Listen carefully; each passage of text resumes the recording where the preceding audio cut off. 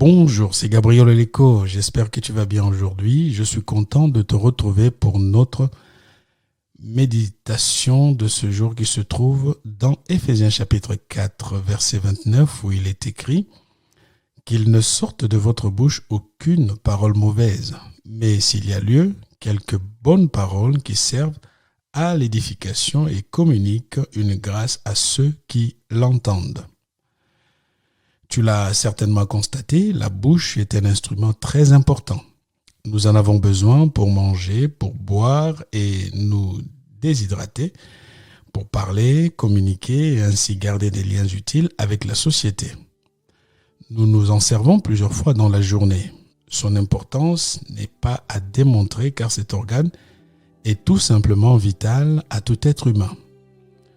Aujourd'hui, la parole de Dieu nous sensibilise sur l'usage que nous faisons de notre bouche.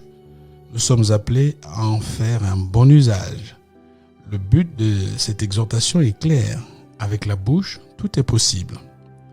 Nous pouvons soit l'utiliser comme un instrument de construction ou comme un instrument de destruction. Si l'apôtre parle de la sorte, c'est parce qu'il veut mettre l'accent sur notre nouvelle identité qui s'est construit en opposition du vieil homme, c'est-à-dire ce que nous étions avant que le Seigneur ait touché notre vie et la transformée. Mais pourquoi est-il si important de bien parler aux autres? Plusieurs passages de la Bible nous en donnent les raisons. Tout d'abord, la Bible compare les paroles agréables à un rayon de miel.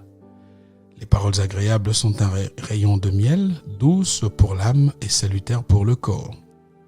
Toujours dans la Bible, on raconte dans 1 Samuel chapitre 25 une histoire dramatique qui se déroula en Israël où un homme avait très mal parlé à David et celui-ci fut très irrité et il prit la décision de le tuer. Mais heureusement, la femme de cet homme savait faire bon usage de sa langue.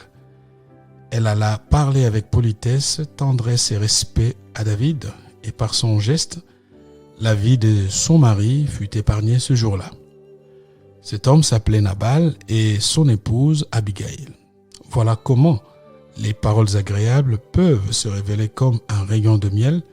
Elles sont douces pour l'âme et salutaires pour le corps. Ensuite, nous savons tous qu'en règle générale, une parole dite avec douceur est souvent bien reçue. Une réponse douce calme la fureur, mais une parole dure excite la colère. Si nous suivons les conseils de l'apôtre, il est possible de stopper la spirale de l'escalade verbale qui débouche souvent sur des actes de violence. Si nous sommes nés de nouveau, travaillons de manière que notre bouche s'investisse dans deux directions, celle de la parole qui sert à l'édification et celle de la parole qui communique la grâce à ceux qui l'entendent. Ainsi donc, aujourd'hui, où que nous allions ou quoi que nous fassions, exerçons-nous à utiliser notre bouche pour ces deux mobiles, édifier et communiquer la grâce. Que le Seigneur te bénisse. Passe une bonne journée.